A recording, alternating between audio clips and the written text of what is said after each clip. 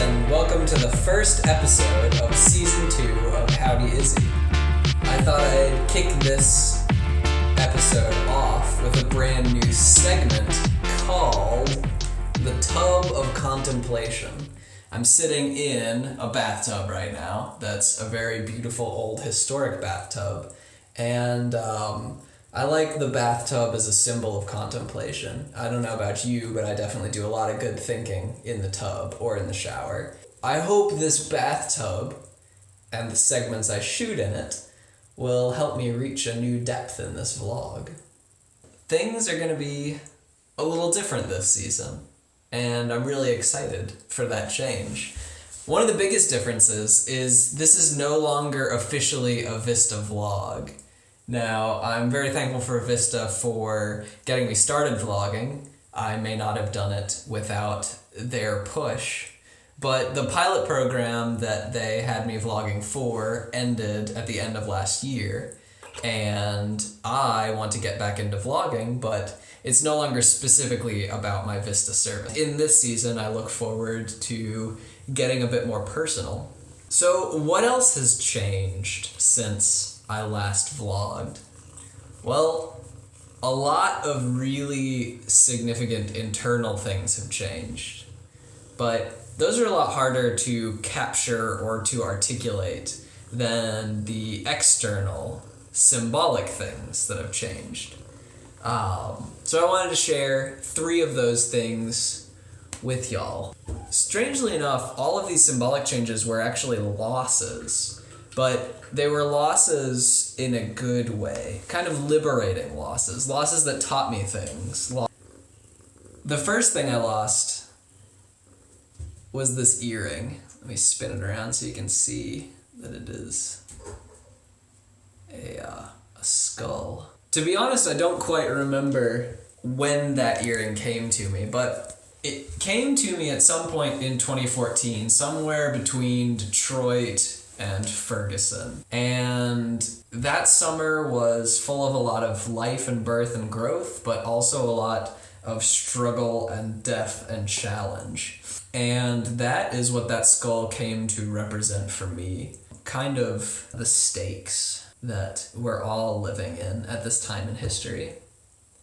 And I wore it until on my birthday, on the way to the very place where I was born, it fell out. And the symbolism was not at all lost on me. It was the anniversary of my birth, I was on the way to celebrate my birth, and this thing that had symbolized kind of death and challenge, it just vanished, it disappeared, and I freaked out for a second because it means a lot to me. We've spent a lot of time together, had a lot of good times together, and you know, I don't like losing things, so I freaked out. But the very next moment after freaking out, I was overcome with a sense of relief and calmness, and I thought there was no better time to move on. And that brings me to the second symbolic change since the last time I vlogged, and that is this, my braid. Now this is what held that earring for a good chunk of the time that I wore it.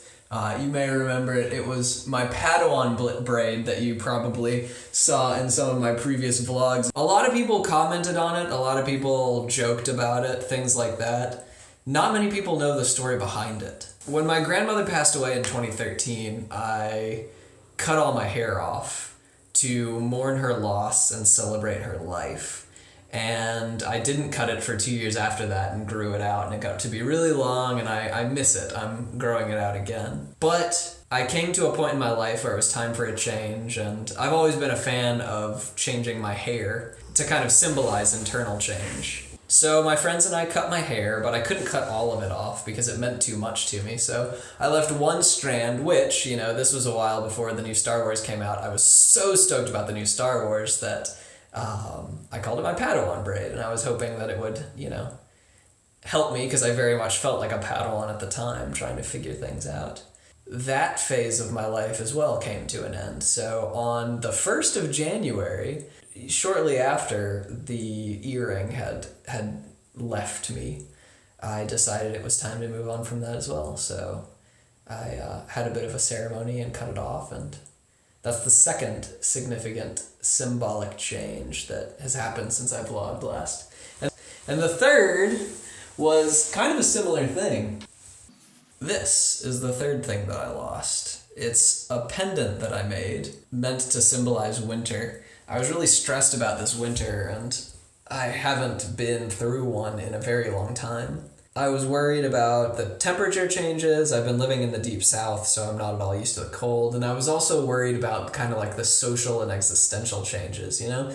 People behave differently in the winter, and I'm one of those people, so I'm speaking from personal experience here. And I have really enjoyed avoiding all of that for the past like 10 years, but this was my first time having to deal with it. And so I made that pendant with a very close friend of mine, and it did a good job of getting me through the winter. But one day, not too long ago, I hopped in the shower and I noticed it was gone. And again, I freaked out. But again, a moment later, I realized, wait a second, this is for the best. And this was after the halfway point between winter and the spring equinox.